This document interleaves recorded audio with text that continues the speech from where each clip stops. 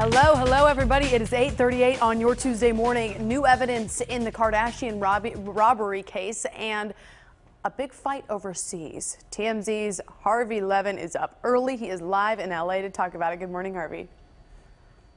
Good morning, Jenny. How you doing? Great. So let's talk with first about this robbery in Paris. There was some talk, a while back. Hey, this could be an inside job. It looks like it was an inside job, but it looks like you're getting some evidence that indeed it was. Well, cops think that it was, or it might be for sure. And we honestly, we felt that from the beginning, that this was so coincidental that literally just about everyone had left the apartment, and suddenly these robbers make it up to her penthouse and they do what they do and they get out, and there was just, it was weird. But the big thing to me is that 17 people were arrested in this sweep, and they were in 5 cities.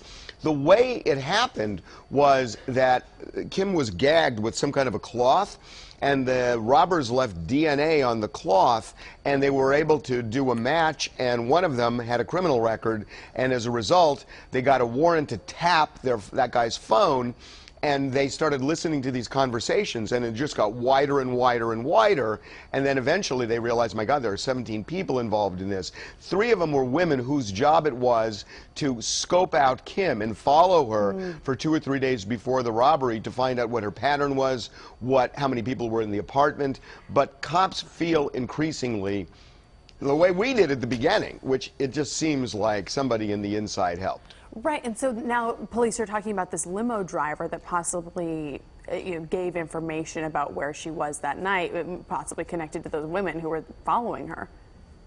Well, he's one of the 17. Right. And that's a lot of people, and you're right. Kim Kardashian even said herself, "Hey, this seemed like it wasn't, very professional in terms of they didn't cover everything up. They didn't seem very organized." And now, that DNA. All right. Well, I don't know about that.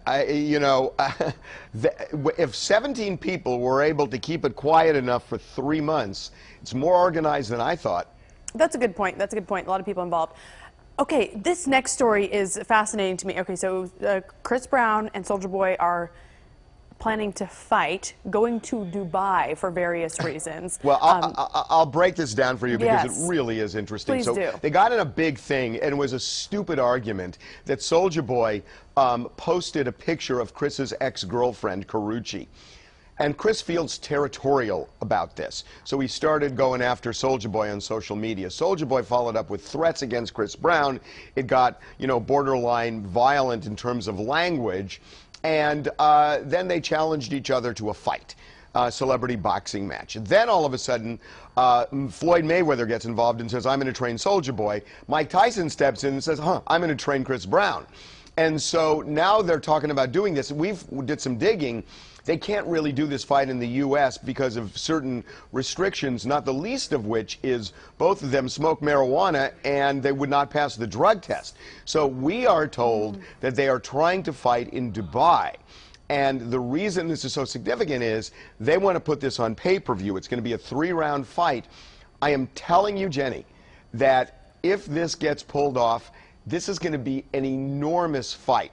I think they will get about the number that Manny Pacquiao and Floyd Mayweather got for their fight, because it will be such a spectacle. People are going to buy this. They're going to make insane money to be made by both of them and everybody involved. Insane money. It's a little bizarre, but I appreciate you doing the digging and getting all the info on this, Harvey Levin, and your team. Yeah, I got to tell you, I'm gonna buy the fight. I can't help it, man. Even if it wasn't a TMZ, this is something you want to see.